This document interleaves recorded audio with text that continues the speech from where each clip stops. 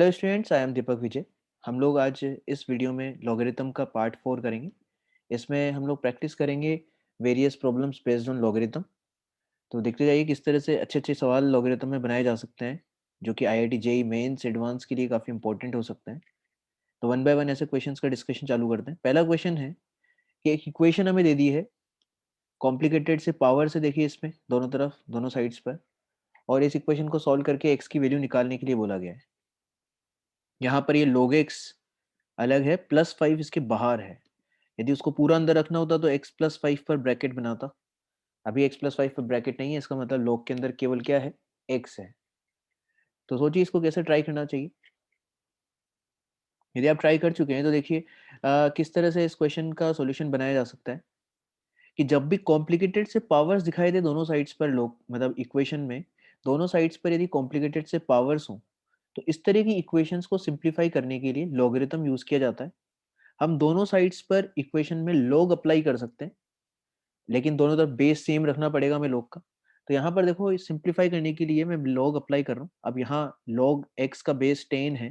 मैंने बोला था जहाँ पर भी मैं वीडियोस में बेस नहीं लिख रहा हूँ, इसका मतलब अंडरस्टूड है कि वहाँ पर उसको 10 कंसिडर करके चलना है। लेकिन एग्जाम में ऐसा नहीं है, एग्जाम में वो मेंशन करके देगा। तो यहाँ पर बेस 10 है, तो हम चाहेंगे कि सब जगह बेस सेम रहे। इस वजह से इक्वेशन पे जब दोनों तरफ log अप्लाई करेंगे तो बेस सेम रखते हुए 10 मेंटेन करते हैं। तो बेस 10 वाला log अप्लाई कर देता हूँ दोनों साइड्स पे इक्वेशन पे, देखिए इस तरह से। तो दोनों तरफ log अप्लाई किया है विद बेस 10। उससे क्या फायदा होगा, फायदा क्लियर दिखाई देगा कि log अपना जो प्रॉपर्टी हम यूज करेंगे, log a की पावर में n होता है। तो ये जो n होता है इसको हम आगे मल्टीप्लाई में ला सकते हैं। तो ये पूरा का पूरा जो पावर होता है, नंबर की पावर में जो चीज लिखा हुआ है, वो पूरा का पूरा आगे मल्टीप्लाई में लाके लिखा जा सकता है। तो जब मैं आगे मल्टीप्लाई में लाके लिखूंगा तो ये कॉम्प्लिकेटेड से जो पावर्स हैं ये सबके सब आगे आ जाएंगे। आगे आएंगे तो देखिए इस तरह से सिंप्लीफाई होते हुए दिखेगा ये।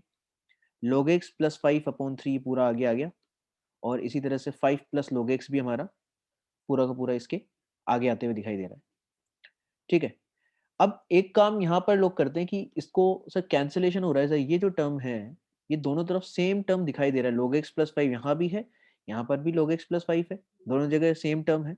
तो सेम टर्म कैंसिल करते वक्त हमें बस एक सावधानी रखनी पड़ेगी कि जो चीज हम कैंसिल कर रहे हैं वो जीरो भी तो हो सकता है ना। यदि हम जीरो, ये चीज जीरो होगा, उस केस में हम कैंसिल नहीं कर सकते ना। तो दो केसेस बना करके क्वेश्चन को सॉल्व करा जाता है हमेशा, जब भी इस तरह की सिचुएशन हो, है ना। लेकिन उससे पहले एक काम कर लेते हैं, इसको सिंप्लीफाई करने के लिए सब जगह log x की जगह क्या रिप्लेस कर देते हैं, t रिप्लेस कर देते हैं। तो log x की जगह t रिप्लेस कर देता हूँ सब जगह, ताकि ये क्वेश्चन थोड़ा सा छोटा दिखाई दे, सॉल्व करने में हमको कॉन्फिडेंस मेंटेन रहे। तो यहाँ पर जब t रिप्लेस करूंगा log x की जगह, आप लिख के चल लीजिएगा कि यहाँ पर हमने log x की जगह t रिप्लेस कर दिया है। ठीक है। t रिप्लेस करेंगे तो इक्वेशन सिंप्लीफाई होकर के ये रह जाती है। लेकिन फिर से वही चीज है कि हम t+5 कैंसिल करना चाहते हैं यदि, तो हमें एक एग्जाम्पल साइड में समझना चाहिए कि कभी x² = x हो तो इसका आंसर किस तरह से निकालते हो। क्या यहाँ पे डायरेक्टली x को कैंसिल कर देते हो क्या। यदि डायरेक्टली x को कैंसिल कर दिया तब तो x=1 आ जाएगा, जबकि इनकम्प्लीट आंसर है इस इक्वेशन का। तो एक आंसर और भी पॉसिबल है।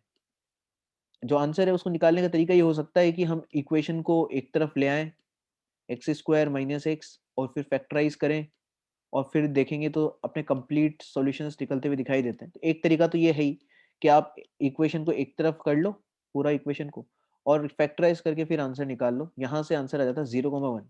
लेकिन यदि आपने देखो डायरेक्टली कैंसिल कर दिया तो फिर एक आंसर आपका मिस हो गया, विच इज x=0। तो ये चीज अब हैबिट में आगे से बना के चलिए कि कभी भी यदि हम किसी इक्वेशन के दोनों साइड्स पर कोई टर्म कैंसिल करते हैं तो आपको दो केसेस बनाने चाहिए। जिस भी चीज को आप कैंसिल कर रहे हो उसको अलग से जीरो भी कंसिडर करना चाहिए, क्योंकि वो जीरो भी तो हो सकता है।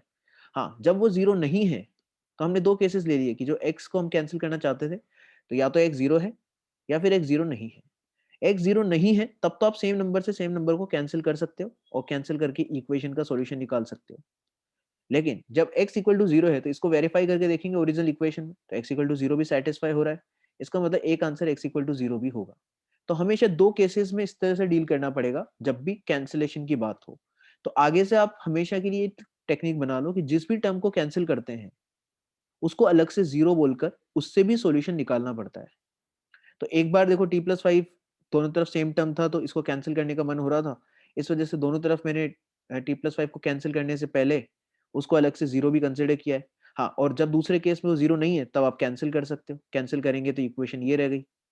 तो आगे के लिए आप ये तरीका ध्यान रख लो कि जिस भी चीज को कैंसिल कर रहे होते हैं उसको अलग से जीरो बोल करके भी आंसर निकालना होता है, और एक आंसर हमेशा कैंसिलेशन से भी आएगा। तो यहाँ पर t+5 जीरो का हुआ एक बार, और एक बार t/3 इक्वल टू 1 है, तो एक आंसर t का आ जा रहा है -5 और एक आंसर आ रहा है 3। जब t -5 है तो log x को माना था हमने t, तो log x की वैल्यू -5 है तो x की वैल्यू निकालनी है।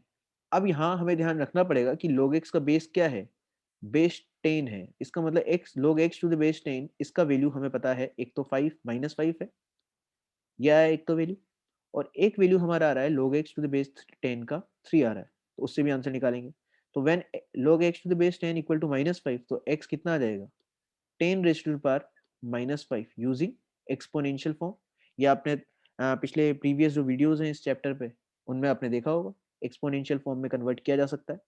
log a to the base b equal to c हो तो इस इक्वेशन को यदि हम लिखें log a to the base b equal to c, ये इक्वेशन हो तो इसको हम एक्सपोनेंशियल फॉर्म में कन्वर्ट करते हैं तो क्या लिखा जा सकता है, a equal to b raise to the power c लिखा जा सकता है। प्रीवियस वीडियोस आपको क्लियरली देखने पड़ेंगे इसको समझने के लिए। तो यहाँ से x की वैल्यू आ गई अपने पास में 10 raise to the power -5। Similarly यदि log x to the base 10 जब आपका 3 होगा, log x to the base 10 equal to 3 है, तो x कितना आ जाएगा, x आ जाएगा यहाँ पर 10 क्यूब विच इज 1000। तो 10 क्यूब अपना सेकंड आंसर हो गया। इस इक्वेशन के दो सॉल्यूशंस अपने पास आ गए x की वैल्यूज, एक तो 10 रेज़ टू द पावर -5 और एक आ जाएगा 10 क्यूब। तो इस क्वेश्चन में लॉगरिथम से भी ज्यादा इंपॉर्टेंट बात यही थी कि जिस भी चीज को कैंसिल कर रहे होते हैं उसको अलग से एक बार जीरो कंसिडर करना चाहिए होता है, क्योंकि जब t+5 जीरो होगा तो भी तो ये इक्वेशन क्या हो जाएगी, सेटिस्फाइड।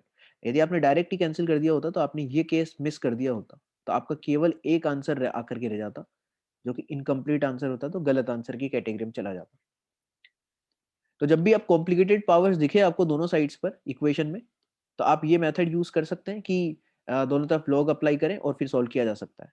वैसे इस क्वेश्चन को एक तरीके से और भी सॉल्व कर सकते थे कि यदि हम देखो इसको ऐसे सोचें कि log x +5 दोनों जगह सेम टर्म दिखाई दे रहा था, मैं इसको t अज्यूम कर लेता हूँ थोड़ी देर के लिए, तो आपको क्वेश्चन थोड़ा छोटा दिखाई देगा। मेथड 2 की बात कर रहे हैं, मेथड 2 में लॉग अप्लाई करने की जरूरत नहीं पड़ेगी। तो देखो ये क्या हो गया आपका क्वेश्चन, रह गया है रिड्यूस होकर के x raise to the power t/3 equal to 10 raise to the power t। मैंने पूरे के पूरे जो 5 प्लस log x है उसको t अज्यूम कर लिया, 5 प्लस log x को t अज्यूम कर लिया, तो ये बन गया है। अच्छा, इसको देखो फर्दर यदि अपन लिखें तो ऐसा लिख सकते हैं कि x की पावर में 1/3 whole raise to the power t लिखा जा सकता है इसको। देख लीजिए पावर्स मल्टीप्लाई होके आ जाती है यदि इस तरह से लिखा जाए, तो अभी भी मैंने कोई चेंज तो किया नहीं है। तो आप देखिए दोनों तरफ जो नंबर्स लिखे हुए हैं उन नंबर्स में बेस अलग-अलग दिख रहे हैं लेकिन जो पावर्स हैं वो सेम है। तो देखिए पहला केस तो हर कोई सोच लेता है, बहुत आसानी से सोचा जा सकता है कि सर दोनों साइड्स बराबर हैं और पावर सेम है, तो डेफिनिटली क्या सेम रहा होगा, बेस भी सेम रहा होगा। एक पॉसिबिलिटी तो ये भी है। तो x raise to the power 1/3 यदि 10 के इक्वल हो जाए, तब भी क्या ये दोनों साइड्स बराबर हो जाएँगी क्या? तब तो बराबर हो ही जाएँगी। तो यहाँ से यदि हम दोनों तरफ होल क्यूब करें तो x इक्वल टू आ जाएगा 10 क्यूब, तो एक आंसर निकल गया। लेकिन फिर यहाँ पर दूसरा आंसर लोग मिस कर देते हैं। दूसरे आंसर के लिए भी ढंग से समझ लीजिए कि यदि इन दोनों साइड्स को इक्वल होना है और मान लीजिए बेस डिफरेंट भी है, लेकिन यदि पावर 0 हो जाए, तो क्या बेस डिफरेंट हो उस सिचुएशन में भी ये दोनों नंबर्स बराबर हो जाएँगे क्या? भाई एक पॉसिबिलिटी तो हम ले चुके हैं कि जब बेस सेम हो जाए, तब एक तो दोनों साइड्स बराबर होना है पॉसिबल है। लेकिन यदि बेस सेम ना हो, तो भी यदि पावर सेम हो जाए, पावर 0 हो जाए, तो भी क्या दोनों साइड्स बराबर हो जाएगी? बिल्कुल हो जाएगी, क्योंकि दो डिफरेंट डिफरेंट नंबर्स की पावर्स भी यदि अपन 0 लगाएँ, जैसे 4 की पावर 0 और 3 की पावर 0, ये हमेशा ही क्या होते हैं बराबर, दोनों का वैल्यू 1 है। तो इसलिए पावर 0 ले हो जाए तो भी दोनों साइड्स बराबर हो सकती है। इसलिए इस केस को भी कंसीडर करके चलेंगे। पावर 0 हो गई तो t 0 हो गया। t 0 हुआ मतलब log x प्लस 5 ये आपका 0 हो गया। यहाँ से हम लोग log x की वैल्यू निकाल पाएंगे -5, और फिर x की वैल्यू हम अकॉर्डिंगली ऑलरेडी निकाल ही चुके हैं, वो आ जाएगा 10 रेज़ टू द पावर -5। तो ये सेकंड वाला जो पॉसिबिलिटी, इसको मिस नहीं करना है। कि कभी इस तरह की सिचुएशन हो जहाँ पे पावर सेम दिख रही है, तो ओवरऑल दोनों साइड्स को सेम होने के लिए एक केस तो बड़ा आसान है कि बेस भी सेम हो जाए। बेस सेम हो जाएगा तब तो डेफिनेटली दोनों साइड्स बराबर होंगी। लेकिन दूसरा केस जनरली जो मिस करते हैं उसको आप ध्यान रखिएगा कि बेस सेम ना हो तो भी दोनों साइड्स बराबर हो सकती है। कब? When power equal to zero, कि दोनों साइड्स की यदि पावर जीरो हो तो भी दोनों साइड्स इक्वल हो जाएंगी। अब इस सिचुएशन में बेस इक्वल हो ना हो उससे फर्क नहीं पड़ता, इसलिए सेकंड केस से भी आंसर हम निकाल के चलेंगे, तो आपका कंप्लीट आंसर सेकंड मेथड से भी आ जा रहा है। लेकिन इसमें आपको सोचना पड़ रहा है, ये जो पॉसिबिलिटी इसको मिस कर देते हैं कई बार लोग, इसको सोच नहीं पाते हैं। इस वजह से मैं मेथड वन प्रेफरेंस रहता है, क्योंकि उसमें ज़्यादा दिमाग नहीं चलाने की जरूरत पड़ती। उसमें सिंपल दोनों तरफ लॉग अप्लाई किया, बस जो टर्म कैंसिल हो रहा था उसको अलग से जीरो बोला, और दूसरा केस तो हमने जब कैंसिलेशन किया उसके अकॉर्डिंग आंसर निकाल लिया। तो इस तरह से भी हम कर सकते हैं। तो आपके पास दोनों मेथड से आपकी प्रेफरेंस रहेगी, जैसा आप करना चाहते हैं, दोनों ही आसान मेथड है। चलिए अब चलते हैं नेक्स्ट क्वेश्चन पे। नेक्स्ट क्वेश्चन है कि आपको फाइंड वैल्यू फाइंड करनी है log 135 to the base 3 upon log 3 to the base 15, और इसी तरह से सेकंड सा कॉम्प्लिकेटेड सा टर्म लिखा हुआ है। तो इसकी वैल्यू कैसे निकाली जाए वो सोचिए। तो एक काम किया जा सकता है, देखो डिनोमिनेटर जो है इसको सबसे पहले हटाने का सोचते हैं, क्योंकि मैथ्स में हम ऐसे ही करते हैं, डिनोमिनेटर जब तक रहेंगे तब तक कॉम्प्लिकेटेड सा टर्म रहेगा और आगे फर्दर बढ़ने में दिक्कत आएगी। तो इसलिए डिनोमिनेटर को सबसे पहले हटाने का कोशिश करते हैं। इसको हटाया जा सकता है लॉगरिथम में, क्योंकि हमें एक प्रॉपर्टी पता है कि सर कभी डिनोमिनेटर में log a to the base b हो और इस log को यदि आप न्यूमरेटर में लाना चाहते हैं तो ला सकते हैं। बस केवल क्या करना पड़ता है, नंबर और बेस को इंटरचेंज करना पड़ता है। तो a की जगह b और b की जगह a आ जाता है।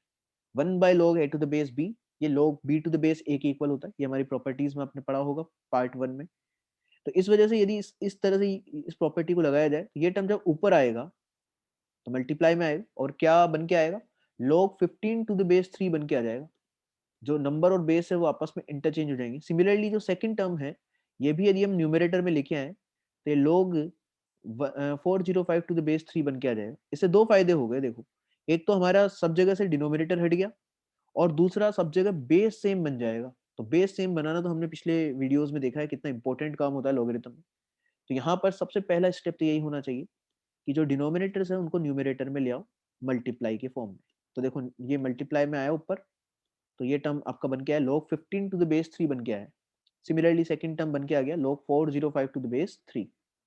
अब हमने ये देखा है कि जब भी लॉगरिथम में बड़े बड़े नंबर्स लिखे हुए आ जाएं तो इन नंबर्स को हमेशा प्राइम फैक्टराइजेशन कर लेना चाहिए, छोटे नंबर्स के फॉर्म में फैक्टराइज कर लेना चाहिए। तो 135 का प्राइम फैक्टराइजेशन तो आपको करना पड़ेगा। 135 का प्राइम फैक्टराइजेशन होता है 3 क्यूब मल्टीप्लाइड बाई 5।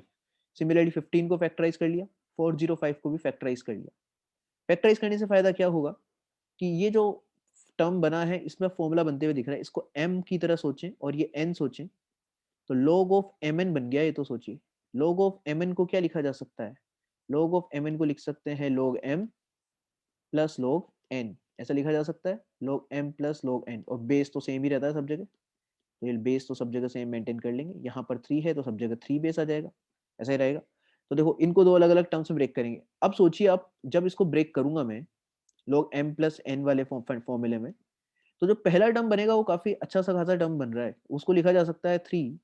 और यहाँ पे क्या आ गया, m को रखेंगे तो 3 क्यूब आया, प्लस log सेकंड टर्म बन रहा है log 5 to the base 3। Second term को तो मैं फर्दर सिंप्लीफाई नहीं कर सकता, लेकिन जो फर्स्ट टर्म है क्या इसका तो वैल्यू बता पाएंगे क्या, इसका वैल्यू तो डायरेक्टली बता सकते हैं, 3 आ जा रहा है तो इसका वैल्यू 3 है, क्योंकि ये आप इसको आगे मल्टीप्लाई मिलाओ 3 को, तो ये log 3 टू द बेस 3 तो 1 बन जाएगा। तो बेसिकली आंसर क्या रह जाएगा, 3। क्या सिमिलरली जब इस सेकंड ब्रैकेट को लिखेंगे तो क्या डायरेक्टली थोड़ा लिख सकते हैं कि ये सर m है इस बार और ये n है, तो पहला टर्म होगा log m to the base 3, तो log 3 टू द बेस 3 बनेगा, क्या उसको डायरेक्ट 1 लिख सकते हैं। तो इस चीज की आप प्रैक्टिस कर लो कि ये डायरेक्टली आप लिख पाओ, ताकि कैलकुलेशन काफी आसान हो जाए। कैलकुलेशन आसान नहीं होगी तो काफी टाइम लग जाएगा आपको एग्जाम में सॉल्व करने के लिए, इसलिए यहाँ पर कैलकुलेशन इंप्रूवमेंट की प्रैक्टिस की जा सकती है कि जब इसको ब्रेक करोगे तो एक्चुअल में, चलो मैं अभी लिखने को लिख देता हूँ, ये बनेगा आपका क्या, ये बनेगा log 3 to the base 3 plus log 5 to the base 3 बनेगा। तो आप डायरेक्टली इस स्टेप को स्किप करके लिख सकते थे, log 3 टू द बेस 3 पहले से ही सोच सकते थे कि सर वो तो 1 बनने जा रहा है। सिमिलरली आप सोचो यहाँ पे जब आप फॉर्मूला अप्लाई करोगे, इसको भी m और n दो लॉगरिथम में स्प्लिट करोगे, तो पहला टर्म क्या बनेगा, पहला टर्म बनेगा log 3 की पावर 4 टू द बेस 3, वो कितना आएगा, 4 आ जाएगा। तो 4 plus log 5 to the base 3 बनने वाला है, ठीक है। तो थोड़ा सा एक यहाँ पर कैलकुलेशन का प्रैक्टिस कर लेना, कैलकुलेशन प्रैक्टिस कर लोगे तो और भी ज़्यादा आसानी से क्वेश्चन सॉल्व होंगे। तो देखो मैंने फिलहाल के लिए तो पूरा लिखा है, हाँ इसको डायरेक्टली लिख दिया है कि log 3 टू द बेस 3 जो बनने वाला था उसको डायरेक्टली 1 लिख दिया है, log 3 की पावर 4 टू द बेस 3 को डायरेक्टली 4 लिख दिया है। अब जो चीज़ बार बार रिपीट करती है उसको हमारा मेथड है कि हम उसको टी एज्यूम कर लेते हैं। यहाँ पर log 5 टू द बेस 3 को क्या मान लेना चाहिए, टी एज्यूम कर लेना चाहिए। जैसे टी एज्यूम करेंगे तो ये पूरा एक्सप्रेशन एकदम छोटा सा एक्सप्रेशन बन जाएगा। इसको लिखा जा सकता है further 3 plus T into 1 plus T multi minus T into 4 plus T. जब आप इसको पूरा फर्दर मल्टीप्लाई करोगे ब्रैकेट्स को और सब्ट्रैक्ट करने का सोचोगे तो यहाँ पर फायदा ये हो जाता है कि सब जगह से टी ही कैंसिल हो गया, तो हमें वापस टी की वैल्यू रिप्लेस करने की जरूरत पड़ी ही नहीं, पूरा का पूरा कांस्टेंट नंबर में कन्वर्ट हो गया है। इसका फाइनल आंसर आ गया है 3। तो ये एक मेथड हो सकता है इस क्वेश्चन को सॉल्व करने का। सोच लीजिए, पहले डिनोमिनेटर्स को हम लोग न्यूमरेटर में लेके आ गए, फिर उसके बाद में हमने इनको फैक्टराइज किया, फैक्टराइज किया ताकि सारे के सारे जो टर्म्स हैं वो एक सिंगल वेरिएबल में कन्वर्ट हो जाए, एक सिंगल टर्म में कन्वर्ट हो जाते हैं। यहाँ पे सब कुछ हमने log 5 टू द बेस 3 के टर्म्स में कन्वर्ट कर लिया और फिर log 5 टू द बेस 3 को t माना, तो ये क्वेश्चन एकदम ही सिंप्लीफाई हो गया और आंसर हमारे पास में 3 आ जाता है। देखिए इसी तरह से यदि नेक्स्ट इस तरह का टाइप देखें, एक और तरह का ये टाइप बनता है, इसमें कई बार स्टूडेंट्स कंफ्यूज हो जाते हैं कि सर ये log के अंदर log और फिर उसके अंदर log लिखा हुआ है, इसका क्या सिग्निफिकेंस है, क्या मतलब है। तो इसमें घबराने की कुछ जरूरत नहीं है, बहुत नॉर्मल सा काम है। देखो कभी ऐसा लिखा हुआ हो log यहाँ पर 2 और log 4 टू द बेस 2, ये एक एग्जांपल लेकर के देखते हैं, इससे समझते हैं इसको। इसका क्या मतलब है, इसका मतलब है देखो कि ये जो पूरा टर्म है, पहली बात तो आप बताओ क्या एक सिंगल नंबर को रिप्रेजेंट कर रहा है क्या। log 4 टू द बेस 2 इसका एक पर्टिकुलर वैल्यू है, इसका कोई एक सिंप्लीफाई करने के बाद में एक पर्टिकुलर नंबर बन के निकल जाएगा। हालांकि अभी तो हम बता भी सकते हैं कि कितना रिप्रेजेंट कर रहा है, 2 रिप्रेजेंट कर रहा है। तो एक्चुअल में है क्या कि ये जो पहले जो log लिखा हुआ है लेफ्ट में, इसका बेस 2 है और इसका जो नंबर है वो पूरा का पूरा, ये log वाला जो टर्म है ये पूरा का पूरा इस लोगेरिथम का नंबर है, क्योंकि एक पर्टिकुलर नंबर को रिप्रेजेंट करता है, एक वैल्यू को रिप्रेजेंट करता है, तो ये भी एक नंबर हो सकता है log का। तो ये log का नंबर के फॉर्म में लिखा हुआ है, ठीक है, ये एक सिंगल क्वांटिटी है और ये log का नंबर है। यहाँ पर ये 2 क्या है, log का बेस है, इस वाले log का। तो अभी इसको फर्दर सोल्व करने का तरीका ये होता है, पहले अंदर वाले टर्म को सिंप्लीफाई कर लो, तो यहाँ पर इसका वैल्यू कितना आ जाएगा, log 4 टू द बेस 2, वो तो 2 है। हाँ, और अब इसको फिर फर्दर हम बोल सकते हैं 2 टू द बेस 2, तो ये 1 हो गया। तो ये ऐसा आंसर निकाल सकते हैं। लेकिन चलिए अब इस क्वेश्चन में चलते हैं, इक्वेशन सॉल्विंग की बात करेंगे तो डेफिनेटली ये जो पूरा टर्म है ये पूरा का पूरा इस log के लिए क्या है, नंबर है, ठीक है। तो यदि हम इस नंबर को थोड़ी देर के लिए एक नया नाम दे दें, इसको कैपिटल एन रिप्रेजेंट कर दें, इसको कैपिटल एन की तरह ट्रीट करें, तो देखो ये क्या लिखा हुआ है, log पाई और ये n है और इक्वल टू 0। तो क्या n की वैल्यू बता सकते हैं, एकदम आसानी से बताया जा सकता है कि यहाँ पर एक्सपोनेंशियल फॉर्म कन्वर्ट कर लेते हैं। एक्सपोनेंशियल फॉर्म क्या कहती है कि n तो इधर ही रह जाएगा और राइट में आ जाएगा पाई की पावर 0 आ जाएगा, तो पाई की पावर 0 तो 1 हो गया, इसका मतलब n की वैल्यू 1 आ गई। अब n किसको माना था हमने, n माना था हमने log बेस में 2 और अंदर पूरा का पूरा एक और लोगरिथम लिखा हुआ है log x to the base 7 है, इक्वल टू इस पूरे का वैल्यू 1 हम ऑलरेडी निकाल चुके हैं, n का वैल्यू 1 आ चुका है, ठीक है। अब आप चाहे तो फिर से ये काम कर सकते हैं कि इसको कुछ नया नाम दे दें, k नाम दे दें और k की वैल्यू निकाल सकते हैं। लेकिन आप ये चीज स्किप करके डायरेक्टली भी कर सकते हो, हालांकि चलो अभी तो मैं करके दिखा देता हूँ कि ये बन गया आपका, सपोज इसको k एज्यूम किया पूरे अंदर वाले टर्म को, तो ये आ जाएगा k to the base 2 equal to 1। यहाँ से फिर से एक्सपोनेंशियल फॉर्म में कन्वर्ट करोगे तो k आ जाएगा आपका 2 की पावर में 1, 2 की पावर में 1 विच इज 2, तो k 2 आ गया। अब फिर k की वैल्यू निकल चुकी है तो log x to the base 7, इसका वैल्यू एक तरह से अपने पास आ गया 2 आ गया। तो क्या यहाँ से फिर से हम x की वैल्यू बता सकते हैं, कितना हो जाएगा एक्सपोनेंशियल फॉर्म से 7 स्क्वायर, और 7 स्क्वायर हो गया आपका 49। तो वन बाय वन आप सोल्व कर सकते हो कि सबसे पहले इस पूरे टर्म का वैल्यू निकाला, फिर इस टर्म का वैल्यू निकाला और फिर जाकर के x का वैल्यू निकाला। ये तो करने का प्रॉपर तरीका हो गया इस क्वेश्चन को सोल्व करने का। लेकिन इन जनरल इतना सब करने की जरूरत नहीं है, इसका शॉर्टकट भी आप समझ सकते हैं। शॉर्टकट क्या कहता है कि जब भी आपको इस तरह की इक्वेशन दिखाई दें जिसमें बहुत सारे लोग लिखे हुए हों एक के अंदर एक, तो वहां पर आपको हमेशा क्या करना चाहिए, वन बाय वन एक एक लोग हटाते जाना चाहिए होता है। जैसे सबसे पहले हम ये लेफ्ट वाला लोग से स्टार्ट करेंगे, सबसे पहले इसको हटाएंगे, फिर हम सेकंड लॉग हटाएंगे, सिमिलरली फिर थर्ड लॉग को हटाएंगे। अब क्या प्रोसीजर रहेगा? प्रोसीजर तो फिक्स है कि हमेशा हम लोग यहाँ पर एक्सपोनेंशियल फॉर्म की हेल्प लेंगे। तो आप सोचिए जब ये लॉग हटता है तो क्या आ जाता है कि ये जो पूरा टर्म इसके अंदर लिखा हुआ है, ये पूरा तो एज इट इज लेफ्ट में रह जाता है और सामने क्या आ जाता है? पाई की पावर 0, यही तो आता है। तो यही चीज अपन डायरेक्टली सोच सोच के करते हैं कि जब मैं इस लॉग को हटाऊंगा तो सामने क्या लिखा हुआ आ जाएगा? पाई की पावर 0। मतलब एक तरह से सामने आप सोचेंगे कि सामने 1 लिखा हुआ है, सामने 1 लिखा हुआ है, ठीक है। अब आप सोचो सामने 1 है और अब इस लॉग को हटाने की बात करेंगे, ये लॉग हटाएंगे तो क्या होगा? सामने 2 की पावर 1 लिखा हुआ आ जाएगा। एक्सपोनेंशियल फॉर्म ऐसा ही कहता है। एक्सपोनेंशियल फॉर्म का क्या मतलब होता है कि a to the base b equal to c हो, तो सर a तो इधर ही रह जाता है और उधर आ जाता है b की पावर में c, कि जब log हटता है तो a तो इधर ही रह जाता है और b की पावर में c चला जाता है उधर। तो सोचिए यही तो कर रहा हूँ मैं कि ये तो पहले ही हटा चुका था, इसको हटाया था तो सामने क्या लिखा हुआ आ गया है? 1 आ गया है। इसको हम दिमाग में सोचते जा रहे हैं, पेन चलाने की जरूरत नहीं है, ये तो सब माइंड में सोच सोच के भी कैलकुलेशन कर सकते हैं। अच्छा, इसी तरह से जब सेकंड log हटाया तो उसका एक्सपोनेंशियल फॉर्म तैयार होगा सामने। तो ये टर्म तो इधर लेफ्ट में रह जाएगा, लेकिन राइट में क्या हो जाएगा? 2 की पावर 1, मतलब 2 लिखा हुआ आ जाएगा। सोच लीजिए, तो पहले 0 था फिर 1 बना, लेकिन अभी अपने पास राइट हैंड साइड क्या है? 2 आ चुका है। अच्छा, अब जब इस log को हटाएंगे तो वापस सामने क्या आ जाएगा? 7 स्क्वायर। तो x का वैल्यू कितना आ जाएगा आपका? 7 स्क्वायर आ जाएगा। ये प्रैक्टिस कर सकते हैं।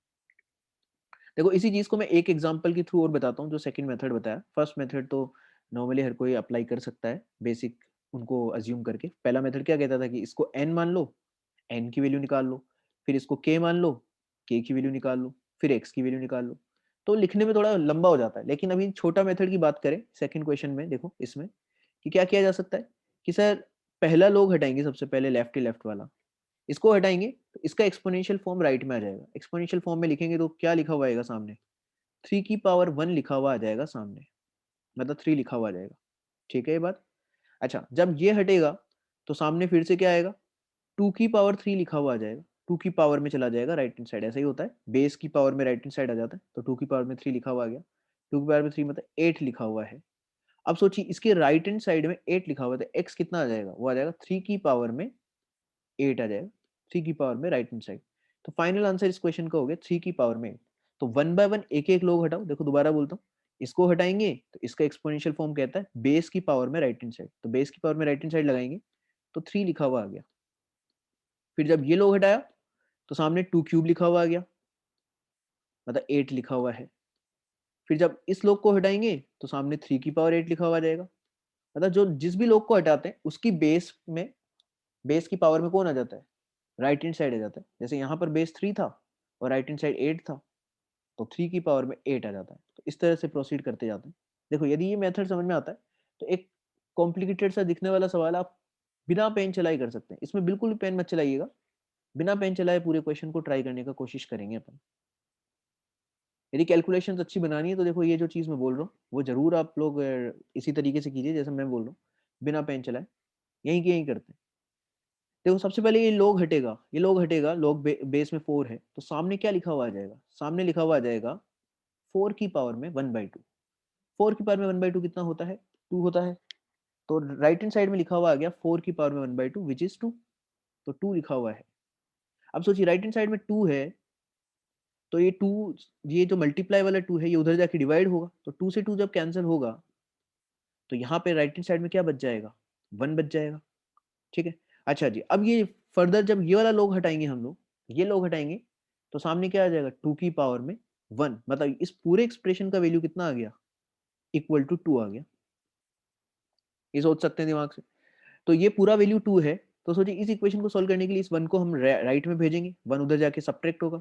1 सब्ट्रैक्ट होगा तो सामने क्या लिखा हुआ आ गया? सामने फिर से 1 लिखा हुआ आ गया। तो ये जैसे ही 1 हटेगा इस पूरे एक्सप्रेशन के अंदर वाले एक्सप्रेशन की वैल्यू आ गई 1। अच्छा, इसकी वैल्यू 1 है तो ये जब लोग हटाएंगे तो सामने क्या लिखा हुआ आ जाएगा? फिर से 2 की पावर में 1 लिखा हुआ आ जाएगा। ठीक है, मतलब 2 लिखा हुआ आ गया। जब इस 1 को राइट में भेजूंगा ये एडिशन में, उधर जाएगा तो सब्ट्रैक्शन में होगा, तो 2 में से 1 घटेगा तो कितना आंसर आ जाएगा? 1 ही आ जाएगा फिर से। अच्छा जी, तो अब यहां तक हम पहुंच चुके हैं 3 log x to the base 3। इसका आंसर आ चुका है हमारे पास में 1 आ चुका है। यदि ये 1 है तो log x to the base 3, तो सोचो ये 3 हटेगा तो फिर से उधर डिवाइड में जाएगा 3, तो ये 1/3 आ गया। अच्छा जी, और फिर लास्ट में हम इस log को हटाएंगे तो सामने क्या आ जाएगा, 3 की पावर में पूरा राइट हैंड साइड, 3 की पावर में राइट हैंड साइड क्या था, 1/3। तो फाइनल आंसर इस क्वेश्चन का हो जाएगा 3 की पावर में 1/3 हो जाएगा। तो 1/1 एक-एक यदि आप कैलकुलेशन को इंप्रूव करना चाहते हो तो यहीं पे सोच-सोच के किया जा सकता है कि सर जब इसको हटाएँगे तो एक्स्पोनेंशियल फॉर्म होगा, तो 4 की पावर 1/2 क्रिएट हुआ, मतलब 2 क्रिएट हो गया, ये हट चुका है। अब राइट हैंड साइड में 2 लिखा हुआ है, ये सोच लेंगे। 2 से 2 कैंसल हुआ, तो अब सर वहाँ पर 1 लिखा हुआ है। फिर जब ये लॉग हटेगा, तो फिर वहाँ पर वापस से 2 की पावर 1 आ जाएगा, ठीक है? फिर जब 1 उधर जाके सब्ट्रैक्ट होगा, तो 1 सब्ट्रैक्ट हुआ तो क्या आ जाएगा अपने पास में? वापस से 1 लिखा हुआ आ जाएगा। तो ये सब कुछ हट के 1 आ जाएगा लिखा हुआ, ठीक है? फिर जब ये लोग हटाएँगे, तो 2 की पावर में 1 आ जाएगा। फिर जब इस 1 को उधर सब्ट्रैक्ट करेंगे, तो वापस से क्या रह जाएगा? अपने पास में राइट हैंड साइड 1 ही रह जाएगा। अच्छा, और फिर इस 3 को हटाएँगे, तो सामने आ जाएगा 1/3, डिवाइड में जाएगा ये। और जब इस लॉग को हटाएँगे, तो आंसर आ जाएगा 3 की पावर में 1/3। ऐसे हम प्रोसीड कर सकते हैं और शॉर्टकट से अपन आराम से इस क्वेश्चन को सॉल्व कर सकते हैं। यदि इसको आप नॉर्मली लिख के करोगे तो काफ़ी लेंदी लगेगा और हो सकता है उसमें कैलकुलेशन एरर्स भी हो जाएँ। यहाँ पे डायरेक्ट करेंगे, कोई कैलकुलेशन एरर होने का चांसेस नहीं है। यदि आपको basic addition, subtraction, multiplication, division आना चाहिए और आपको एक्सपोनेंशियल फॉर्म में कन्वर्ट करना आना चाहिए। तो ये चीज़ क्लियर होगी। तो देखिए इसमें नेक्स्ट और किस तरह के एग्जांपल बनाए जा सकते हैं लॉगरिथम पे। लॉगरिथम पे इस तरह के क्वेश्चन भी फ्रेम करके पूछे जा सकते हैं। देखिए मल्टीपल चॉइस एक क्वेश्चन हमने बना लिया, 4 ऑप्शंस दे दिए। कौन सा ऑप्शन इसका वैल्यू होगा जो गिवन एक्सप्रेशन है, ठीक है? तो यहाँ पर देखिए कि अंडर रूट एक बेस में रखा हुआ है, 2√2 लिखा हुआ है। अब ये 2√2 तो जब तक रहेगा तब तक हम सिंप्लीफाई तो नहीं कर सकते। तो हम क्या चाहेंगे कि अंडर रूट हट जाए। अंडर रूट हटाने के लिए क्या कर लेना चाहिए? 2√2 का स्क्वायर कर लेते हैं, क्योंकि हमें ध्यान है, हाँ, लेकिन 2√2 का स्क्वायर करेंगे तो हमें नंबर का भी स्क्वायर करना पड़ेगा, 17 का भी स्क्वायर करना पड़ेगा। यूजिंग द प्रॉपर्टी कौन सी? कि log a to the base b होता है, तो इसको क्या लिखा जा सकता है? log a square to the base b square. ये प्रीवियस वीडियोस में भी हमने काफी बार ये यूज किया है। इसको log a square to the base b square लिखा जा सकता है, ठीक है? तो यहाँ पर बढ़ते हैं, देखो पहला स्टेप अप्लाई करते हैं कि जो राइट हैंड साइड है उसको सिंपली, राइट हैंड साइड वाला जो टर्म है इसको सिंप्लीफाई करने का कोशिश करते हैं। ये सिंप्लीफाई करने के लिए पहले तो हमने डिनोमिनेटर्स को हटा ही लिए, डिनोमिनेटर्स हटाएंगे तो ये टर्म्स जो ऊपर आकर के क्या बन जाएंगे? नंबर और बेस आपस में इंटरचेंज। तो देखिए डिनोमिनेटर हटाएंगे तो नंबर और बेस आपस में इंटरचेंज कर लिए। अब जो हमने डिसाइड किया वो काम भी कर लेते हैं, क्या? कि हमने डिसाइड किया है कि जो लोग का बेस है ये आपका अंडर रूट वाला टर्म नहीं रहना चाहिए, इसका स्क्वायर कर लेना चाहिए। तो देखो मैंने 17 का और 2√2 का दोनों का स्क्वायर करके लिख दिया। ऐसा लिखने से एक्सप्रेशन पे कुछ फर्क नहीं पड़ेगा क्योंकि ये तो लिखना अलाउड है, लॉगरिथम की प्रॉपर्टी को यूज करके हमने लिखा है, ये लिख दिया है। सोचिए अब ये जो 2 है, इस 2 को हम आगे ला करके मल्टीप्लाई में लिख सकते हैं। ये 2 आगे प्रॉपर्टी यूज करके हम इस 2 को आगे मल्टीप्लाई में लाके लिख सकते हैं। सिमिलरली आप यहाँ पर 9 को लिख सकते हैं 3 स्क्वायर, क्योंकि यहाँ पर 3 है ना, तो हम इसको भी किस में कन्वर्ट करने का कोशिश कर लेते हैं? 3 स्क्वायर में कन्वर्ट करने का कोशिश कर लेते हैं। तो देखिए इस पूरे टर्म को लिखा जा सकता है, यदि हम प्रोसीड करें इसी तरीके से, तो इस पूरे टर्म को लिखा जा सकता है, यहाँ पर 3 स्क्वायर हो जाएगा, सोचिए। और ये 17 स्क्वायर वाला जो टर्म है उसमें पावर को हम आगे मल्टीप्लाई में ला करके रख देते हैं। तो पावर आगे जब मल्टीप्लाई में आएगी तो इसी तरह का एक्सप्रेशन बनेगा, सोचिए। अब जब ये जो टर्म है इसका भी पावर हम आगे लाके मल्टीप्लाई में ला सकते हैं, तो जब ये 2 आगे आएगा तो देखिएगा ये पूरा एक्सप्रेशन ही क्या एकदम सेम एक्सप्रेशन बन गया क्या दोनों टर्म्स ही? कि जब मैं इस 3 का 2 आगे ला करके मल्टीप्लाई में रखूंगा तो 2 इस तरह से मल्टीप्लाई में आ जाएगा या इन दोनों टर्म्स के आगे ये आ जाएगा। तो सोचिए ये जो सेकंड टर्म है, जो फर्स्ट टर्म है, ये तो एग्जैक्टली सेम टर्म्स बन चुके हैं। और सेम टर्म्स बन गए, इसका मतलब इस क्वेश्चन पूरा सिंप्लीफाई होकर क्या बन चुका है? जीरो आंसर इसका आ जाएगा। तो आपको बस बेसिक छोटी-छोटी सी जो प्रॉपर्टीज़ हमने लिखी थी, वो सारी प्रॉपर्टीज़ क्लियर होनी चाहिए। यदि वो क्लियर होंगी तो इस तरह के सवाल आसानी से आपको ये स्ट्राइक करेंगे कि जो डिनोमिनेटर है सबसे पहले उसको हटाया, यहाँ से भी हटा दिया और हमने फिर अंडर रूट वाले टर्म को एलिमिनेट किया। एलिमिनेट करने के लिए दोनों टर्म्स को स्क्वायर करना पड़ा। तो कोई बात नहीं, स्क्वायर कर लिया, लेकिन यहाँ वाला जो स्क्वायर है वो आगे आ गया। सिमिलरली यहाँ पे 3 स्क्वायर है, इसका भी स्क्वायर आगे ले आते हैं। फिर जैसे ही स्क्वायर आगे आया दोनों जगह से, तो पता चल रहा है कि पूरा का पूरा टर्म भी कैंसल हो जा रहा है। आंसर 0 आ जाएगा। नेक्स्ट क्वेश्चन पे लेके चलते हैं। नेक्स्ट क्वेश्चन है, ये भी आपका मल्टीपल चॉइस वाला क्वेश्चन है। 4 ऑप्शंस दे दिए हैं हमने, इसमें भी बताना है आपको कि कौन सा option A multiplied by B का आंसर होगा। ए इंटू बी का आंसर इन चारों में से कौन सा होगा? जबकि ए और बी जो नंबर्स है वो क्या है? इन दो इक्वेशंस को सेटिस्फाई कर रहे हैं। आप एक बार क्वेश्चन को ढंग से पढ़ लीजिए, ट्राई कर लीजिए। तो देखिए इन दोनों इक्वेशंस में एक चीज गड़बड़ कर रही है। क्या गड़बड़ कर रही है कि यहाँ पर बेस 27 है, यहाँ पर बेस 9 है। हम चाहते हैं कि सब जगह बेस सेम बन जाए। बेस सेम बनेगा तभी तो आगे हम फॉर्मूला अप्लाई कर सकते हैं अपने। तो बेस सेम बनाने के लिए क्या करते हैं कि सर ये जो 27 है इसको भी 3 की पावर के टर्म्स में लिखा जा सकता है और 9 को भी 3 की पावर के टर्म्स में लिखा जा सकता है। मतलब मैं क्या कर लेता हूँ, सब जगह बेस 3 बनाने का डिसाइड करता हूँ। तो बेस 3 बनाने के लिए देखिए कैसे बढ़ा जा सकता है आगे। बेस 3 बढ़ाने के लिए कि हम क्या कर लेते हैं, इसको 27 को लिख लेते हैं 3 क्यूब और ऐसे ही 9 को लिख लेते हैं 3 स्क्वायर। सब जगह जहां जहां पर 27 है वहां पर 3 क्यूब लिख दिया है और जहां जहां पर 9 है वहां पर 3 स्क्वायर रिप्लेस कर दे रहे हैं। अब हमारे को एक प्रॉपर्टी याद आना चाहिए, क्या कि सर लोग ए टू द बेस बी की पावर में एन हो तो इस एन को ट्रीटमेंट भी हम कर सकते हैं। इसका एन का ट्रीटमेंट किस तरह से किया जाता है कि सर ये एन आगे 1/n बन के आ जाता है। ये हमारी प्रॉपर्टी है। log a to the base b whole upon 1/n आ जाता है। ये 1/n आगे मल्टीप्लाई में आ जाता है। यही प्रॉपर्टी है। तो इसी तरह से यहाँ पर भी प्रॉपर्टी लगा देते हैं कि ये सब 3 क्यूब है, इस 3 को हटाना चाहते हैं पावर वाले 3 को। तो हम इस 3 को क्या कर लेते हैं, आगे ले आते हैं। आगे आएगा तो 1/3 बन के आएगा।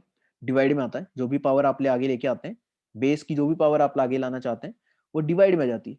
तो देखिए डिवाइड में लिख देता हूँ इस टर्म को पूरा। इसी तरह से लिखा जाएगा, ये 3 आगे आया तो 1/3 बन के आया, ये 2 आगे आया तो 1/2 बन के आया।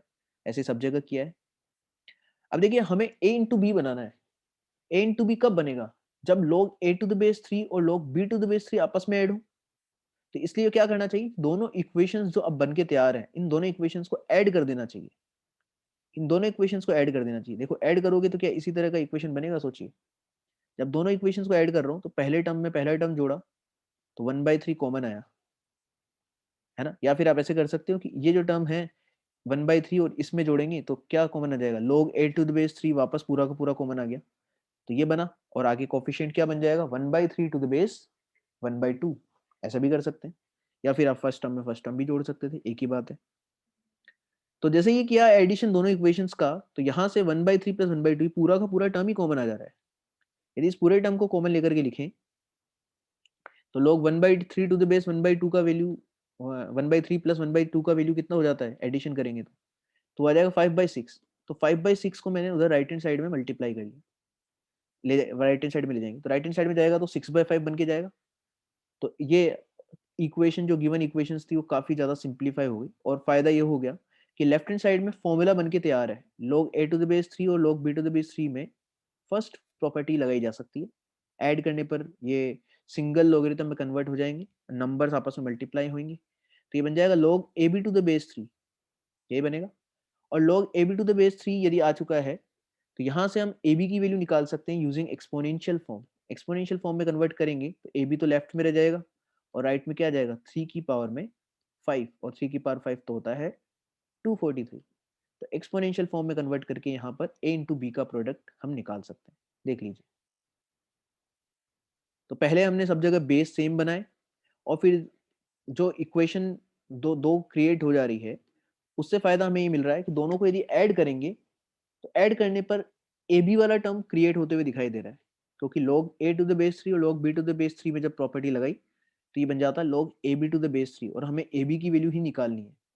तो यहाँ से लॉगरिथमिक फॉर्म को एक्सपोनेंशियल फॉर्म में कन्वर्ट करके आप ab की वैल्यू आसानी से निकाल सकते हैं। ठीक है, तो ये सॉल्यूशन क्लियर होना चाहिए। फिर आगे बढ़ते हैं, एक और क्वेश्चन देखते हैं। देखो इस वीडियो में कि यदि कभी हमें log 5 टू द बेस 10 इसका वैल्यू स्मॉल ए दे रखा है, इसी तरह से log 3 टू द बेस 10 का वैल्यू यदि b दे रखा है, तो आपको बताना है कि इन चारों में से कौन कौन सा ऑप्शन करेक्ट हो सकता है। ये मोर देन वन करेक्ट वाले हैं तो इसमें एक से ज्यादा ऑप्शन भी करेक्ट हो सकता है। तो हमें चारों ऑप्शंस वेरीफाई करने पड़ेंगे। तो पहले हम लोग फर्स्ट ऑप्शन से ट्राई करना स्टार्ट करते हैं कि फर्स्ट ऑप्शन में क्या दिया हुआ है कि log 8 टू द बेस 30 का वैल्यू स्मॉल ए स्मॉल बी के टर्म्स में निकालना है। तो देखिए वन बाय वन ये चारों पार्ट हम ट्राई करेंगे। हमें क्या दिया हुआ है, log 5 टू द बेस 10 वो दिया हुआ है a और log 3 टू द बेस 10 दिया हुआ है b। ठीक है, तो यहाँ पर क्या करना चाहिए कि log 8 टू द बेस 30 का वैल्यू निकालना है। इसको बेस चेंजिंग थ्योरम लगा दिया मैंने। बेस चेंजिंग थ्योरम से हम ऑलरेडी जानते हैं बेस चेंजिंग थ्योरम वो होता है log a to the base b को लिखा जा सकता है log a upon log b। और दोनों जगह आप सेम बेस कुछ भी बना सकते हैं। अब यहाँ पर कोई स्पेशल प्रेफरेंस दिख रही है क्या, तो देखेंगे तो ओरिजिनल क्वेश्चन में बेस क्या दिया हुआ, 10 दिया हुआ, तो हम क्या बनाना चाहेंगे, बेस 10 ही बनाना चाहेंगे। हालांकि 10 बेस जब बनाता हूँ तो मैं उसको लिखता नहीं हूँ, वो अंडरस्टूड होता है कि मैंने कुछ नहीं लिखा है, इसका मतलब बेस 10 ही लिखा है। तो इस वजह से मैंने देखो यहाँ पर बेस 10 ही मेंटेन कर लिया, क्योंकि ओरिजिनल क्वेश्चन में बेस 10 पर ही हमें वैल्यूज दी हुई है।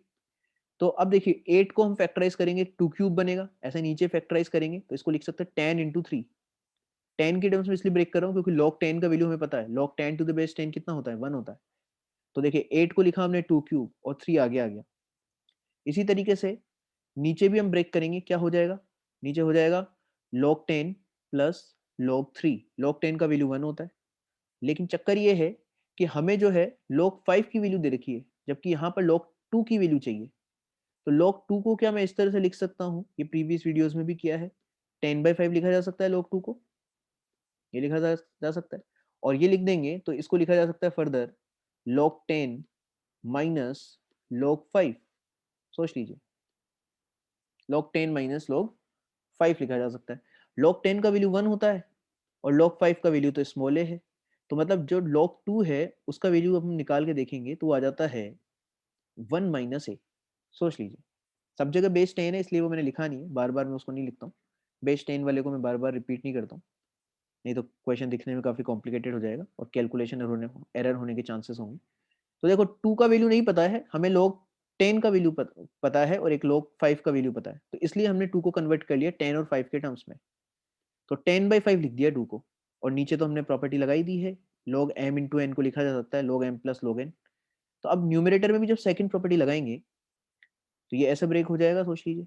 और अब तो हमारे पास log 5 की और log 3 की वैल्यूज हैं, ये स्मॉल ए है, ये स्मॉल बी है, तो पूरा क्वेश्चन अपना सिंप्लीफाई होकर के आ गया 3 इंटू 1 माइनस ए अपॉन 1 प्लस बी। अब वो आप ऑप्शन वेरीफाई कर लीजिए, क्या यही आंसर दिया हुआ है तो टिक कर देंगे, यदि और ये नहीं दिया हुआ है इसका मतलब जो ऑप्शन है वो गलत है, इनकरेक्ट स्टेटमेंट है। सिमिलरली अब देखो log 15 टू द बेस 40 को करना है, एकदम सेम तरीके से अप्रोच कीजिए कि आप सबसे पहले बेस चेंजिंग थ्योरम अप्लाई कर लीजिए। बेस चेंजिंग थ्योरम लगाएंगे, ऐसा बनेगा 15 और 40 को फैक्टराइज कर लीजिए, 15 और 40 को फैक्टराइज करेंगे ऐसा ही कुछ बनेगा। यहाँ पर न्यूमरेटर में log 5 प्लस log 3 बनेगा और नीचे बनेगा log 10 प्लस log 4। देख लीजिए प्रॉपर्टी 1 यूज करके। log 5 का वैल्यू हमें क्वेश्चन में ऑलरेडी गिवन है, log 5 कितना है, स्मॉल है, और log 3 का वैल्यू गिवन है, स्मॉल बी। लेकिन फिर से यहाँ पर log 2 बनेगा, क्योंकि इसको 2 स्क्वायर लिखूंगा तो स्क्वायर तो आगे आ जाएगा, लेकिन log 2 बचेगा। log 2 को सिंप्लीफाई फिर से पिछले क्वेश्चन जैसे कर सकते हैं, या हम डायरेक्टली log 2 का वैल्यू ऑलरेडी निकाल चुके थे 1 माइनस है, तो वो डायरेक्ट भी रख सकते हो आप। तो log 2 को फिर से देखो मैंने यहाँ पे सिंप्लीफाई करके बताया कि log 2 को लिखा जा सकता है 10/5, log 10/5, और इसको फर्दर ब्रेक करोगे तो ये बन जाएगा आपका 1 माइनस log 5, जिसको लिखा जा सकता है 1 माइनस log 5 का वैल्यू अपने को स्मॉल ए दिया हुआ था तो स्मॉल ए रिप्लेस कर दिया। सिंप्लीफाई करेंगे तो ये आंसर आ जाता है इस क्वेश्चन का, सेकंड पार्ट का। ऐसे ही आप थर्ड पार्ट को करेंगे, थर्ड पार्ट में भी सेम बेस चेंजिंग थ्योरम। तो ये क्वेश्चन बहुत अच्छा एप्लीकेशन है, इसमें पता चलता है कि बेस चेंजिंग थ्योरम कितना इंपॉर्टेंट है। यहाँ पर भी हम अगेन वही काम कर रहे हैं, बेस चेंजिंग थ्योरम अप्लाई कर रहे हैं, फैक्टराइज कर रहे हैं, फैक्टराइजेशन आसान है, नीचे 3 की पावर 5 है, ऊपर 2 की पावर 5 है। तो वापस से मैं जब पावर्स को आगे लाऊंगा तो पावर्स तो हट जाएंगी, ये बन गया log 3 अपॉन log 2।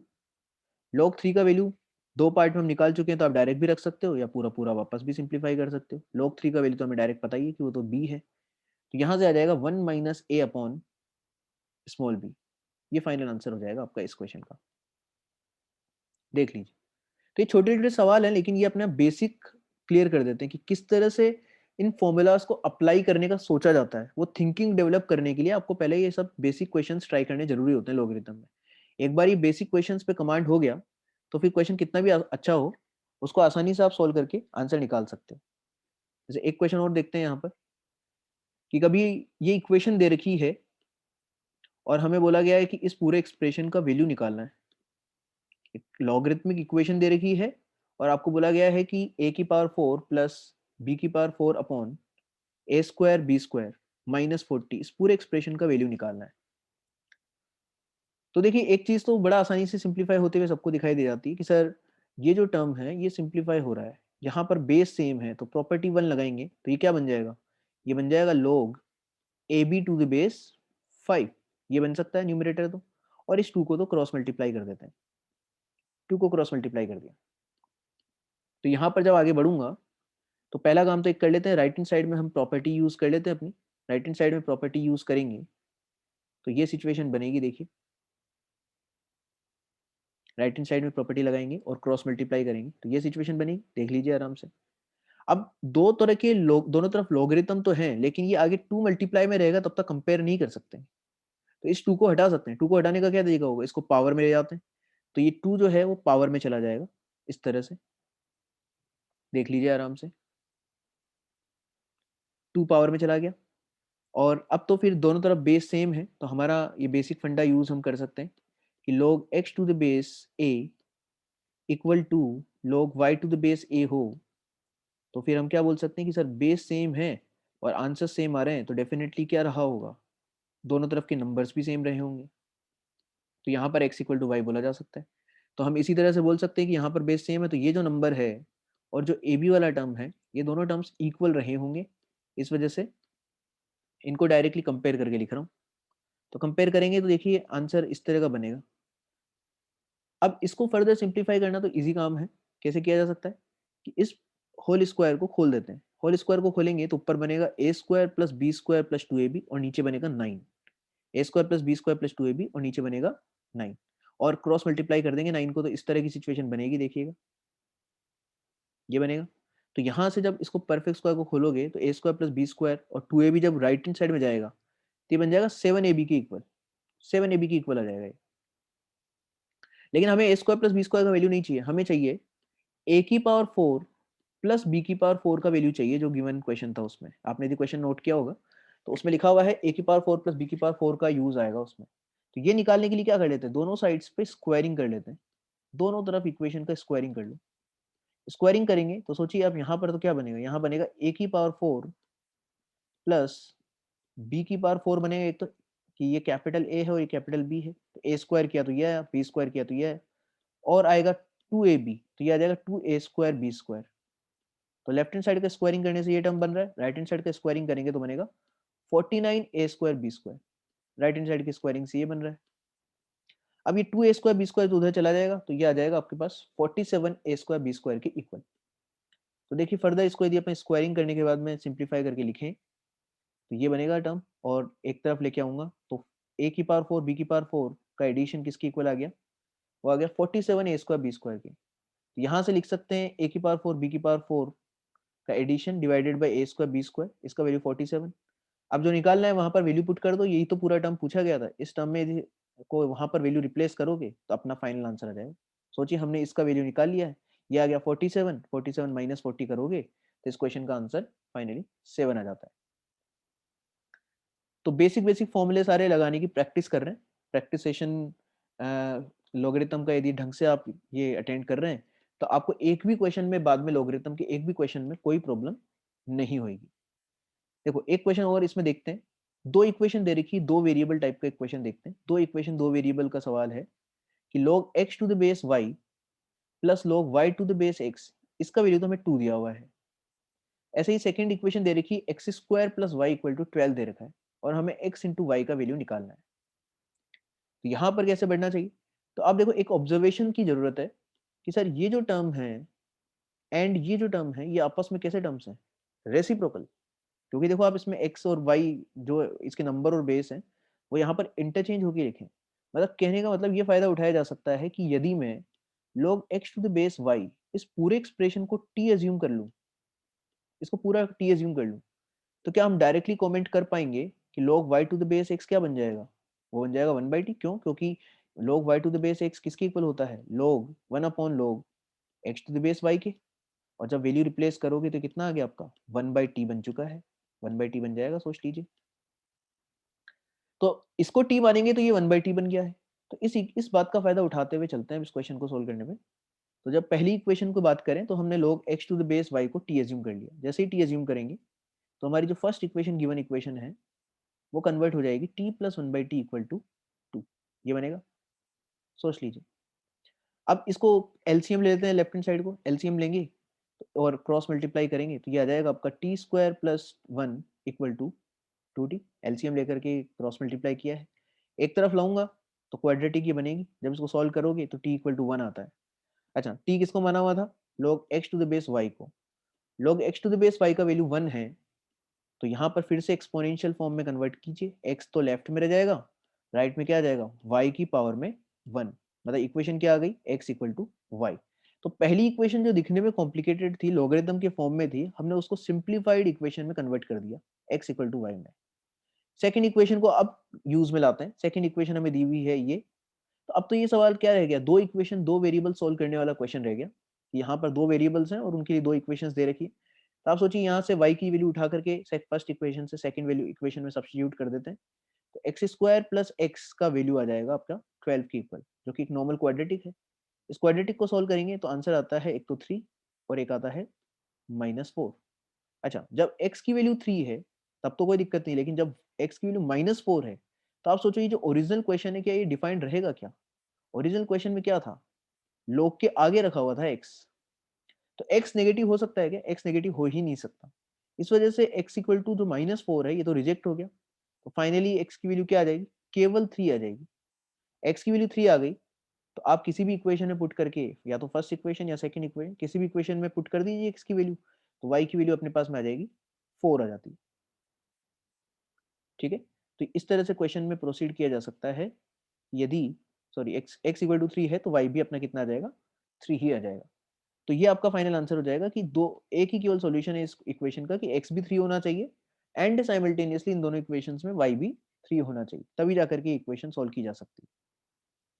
ठीक है, लास्ट क्वेश्चन देखते हैं इस वीडियो का, किस तरह से और अच्छे सवाल बनाए जा सकते हैं। देखो लोगरिथम में एक कॉम्प्लिकेटेड सा दिखने वाला एक क्वेश्चन दे दिया गया है इस तरह का, और आपको अगेन सॉल्व करना है, x की वैल्यू निकालनी है इक्वेशन को सॉल्व करके। तो यहाँ देखिए सबसे पहला काम, वैसे तो आप इसको ट्राई कर लीजिए, उसके बाद ही सॉल्यूशन आगे सुनिए, तभी ज्यादा फायदा होगा।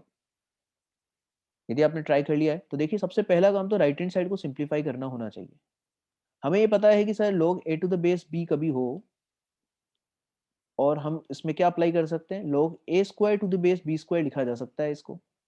यहाँ पे क्यों स्ट्राइक करेगा? क्योंकि अंडर रूट तो मैं हटाना चाहता हूँ, डायरेक्ट नहीं सोचता हूँ मैं। तो अंडर रूट तो क्या डायरेक्ट हट जाएंगे क्या? इस प्रॉपर्टी को यूज करते हुए मैं नंबर और बेस दोनों का स्क्वायरिंग कर ले रहा हूँ। तो यहाँ पर 1/8 हो गया, यहाँ पर 1/2 हो गया। अब ये सबके लिए सोचना आसान है कि 1/2 की क्या पावर लगाएं कि 1/8 बन जाएगा। तो 3 आंसर आ गया। मतलब राइट हैंड साइड तो दिखने में ही केवल कॉम्प्लिकेटेड है, एक्चुअल में तो वो काफी सिंपल सी वैल्यू है, 3 वैल्यू आ गई। अब ऐसे ही लेफ्ट हैंड साइड को सिंप्लीफाई करने की बात करते हैं, तो लेफ्ट हैंड साइड में देखो यहाँ पर इस टर्म को फर्दर एक्सपोनेंशियल वाले टर्म को सिंप्लीफाई कर सकते हैं। 4 की पावर x प्लस 1, इसको क्या फर्दर इस तरह से लिखा जा सकता है? 4 की पावर x मल्टीप्लाइड बाई 4 की पावर में 1। सोच लीजिए कैसे कि a की पावर m प्लस n होता है, उसको हम क्या लिख सकते हैं फर्दर सिंप्लीफाई करके? उसको लिखा जा सकता है a की power m multiplied by a की पावर n। यही तो प्रॉपर्टी है बेसिक सी, ये खूब यूज किया अपन ने पिछले वीडियोस में। तो यहाँ पर भी ऐसे ही किया। तो बेसिकली ये मैंने ब्रेक करके लिख लिया कि ये जो पूरा टर्म है ये हो जाएगा 4 multiplied by 4 raise to the power x। तो दो काम कर लिए, एक तो राइट हैंड साइड को सिंप्लीफाई कर लिया, इसका वैल्यू 3 आ गया है, और एक इस टर्म को भी सिंप्लीफाई कर लिया थोड़ा सा। इससे क्या फायदा होगा? जब इस टर्म की वैल्यू रिप्लेस करूंगा 4 इंटू 4 की पावर x, तो आपको एक 4 कॉमन आते हुए दिखेगा। तो देखो देखते हैं इसको लिख करके। तो सबसे पहला काम तो हमने किया कि राइट हैंड साइड को सिंप्लीफाई किया, और साथ के साथ हम कर लेते हैं कि जो 4 की पावर x प्लस 1 है उसको थोड़ा सा सिंप्लीफाई करके लिख लिया। ठीक है, अच्छा जी, अब यहाँ से 4 कॉमन लेकर के लिखोगे तो जो पहला टर्म है इस तरह का कुछ बन जाएगा। और अब आप देखिए पहले टर्म में जो पहला लोगरिथम है, इसमें आप प्रॉपर्टी बनते हुए दिख रहे हैं। कैसे कि यदि इसको m बोला जाए और इसको n बोला बोला जाए, पूरे टर्म को, दो नंबर्स का प्रोडक्ट है m इंटू एन, तो इसको हम स्प्लिट करके लिख सकते हैं। स्प्लिट करेंगे तो देखो कैसा टर्म बनेगा। ये बन जाएगा आपका पहला टर्म सिंप्लीफाई होने पर, स्प्लिट होने पर इस तरह का बनेगा। सोचिए प्रॉपर्टी 1 यूज की है मैंने इसमें। log mn को लिख दिया गया है log m plus log n, और बेस तो सेम रखा गया। तो ये वैल्यू तो पूरा 2 बन गया है। 2 की क्या पावर लगाएं कि 4 बने, तो ये तो 2 ही बनेगा। तो ये टर्म 2 बन गया है। फिर देखेंगे तो जो पूरी इक्वेशन है उसमें एक ही टर्म बार बार रिपीट कर रहा है। ये पूरा का पूरा जो कॉम्प्लिकेटेड सा टर्म है, ये पूरा टर्म यहाँ भी है और ये यहाँ भी है। तो इस पूरे टर्म को ही एक नया वेरिएबल रिप्लेस कर देते हैं ताकि इक्वेशन एकदम सिंप्लीफाइड हो जाए दिखने में। तो देखो इस पूरे टर्म को टी एज्यूम कर लेता हूँ। टी एज्यूम करूंगा तो जो फर्स्ट टर्म है वो तो 2 है, और आपका बन जाएगा पूरा equation 2 plus T multiplied by T equal to 3। एक तरफ लाऊंगा इक्वेशन को तो ये बनेगा इक्वेशन क्वाड्रेटिक। यहाँ से सॉल्व करने पर टी की दो वैल्यूज आती है, एक तो 1 आ जाता है, एक -3 आ जाता है। अच्छा, अब टी की वैल्यू एक बार अपन 1 लेकर के देखते हैं, एक बार -3 लेकर के देखते हैं। तो जब टी का वैल्यू 1 होगा, उस सिचुएशन में एक्सपोनेंशियल फॉर्म में कन्वर्ट करोगे, एक्सपोनेंशियल फॉर्म में कन्वर्ट करोगे तो इस पूरे एक्सप्रेशन का वैल्यू क्या आ जाएगा, 2 की पावर 1, और एक बार इस पूरे एक्सप्रेशन का वैल्यू आ जाएगा 2 की पावर में -3। तो 2 की पावर -3 को हम लिख सकते हैं फर्दर 1/8। तो देखिए दोनों जगह एक्सपोनेंशियल फॉर्म में कन्वर्ट किया है, तो एक आंसर 4 की पावर x प्लस 1 का आ रहा है 2 की पावर 1 विच इज 2, और एक आ रहा है 2 की पावर -3 जिसको लिख सकते हैं 1/8। तो आप देखिए 4 की पावर x का वैल्यू यहाँ से निकालेंगे तो एक आ गया 1। देखो इस 1 को सब्ट्रैक्ट करूंगा दोनों जगह से, तो एक जगह से 1 आ रहा है और एक जगह से -7/8 आ रहा है। 4 की पावर x का वैल्यू कभी भी नेगेटिव नहीं हो सकता, इसका मतलब -7/8 तो रिजेक्ट हो गया। तो केवल 4 की पावर x का एक ही आंसर आया इस क्वेश्चन में विच इज 1। अच्छा, 1 को हम फर्दर उल्टा लिख सकते हैं 4 की पावर 0। 1 आपका 4 की पावर 0 की इक्वल होता है। तो जब दोनों तरफ कंपेयर करोगे तो x का वैल्यू अपने पास में आ जाता है 0 हो जाता है। तो इस तरह से किसी भी कॉम्प्लिकेटेड से दिखने वाले सवाल को भी हम आसानी से सोल्व कर सकते हैं यदि अपने बेसिक्स क्लियर है। तो आपको यदि अपने कैलकुलेशंस इंप्रूव करने हैं, बेसिक्स इंप्रूव करने हैं, तो इन वीडियोस को बहुत अच्छे से आप पूरा प्रॉपर्ली नोट्स मेंटेन कीजिए, एक एक क्वेश्चन ढंग से सॉल्व कीजिए। हाँ, कोई चीज़ यदि यदि आपको फिर भी कोई क्वेरी रहती है, आप अपने कमेंट सेक्शन में कमेंट लिख करके पूछ सकते हैं। Thank you so much. Next videos में हम लोग फिर से मिलेंगे अच्छे क्वेश्चंस के साथ में। Thank you.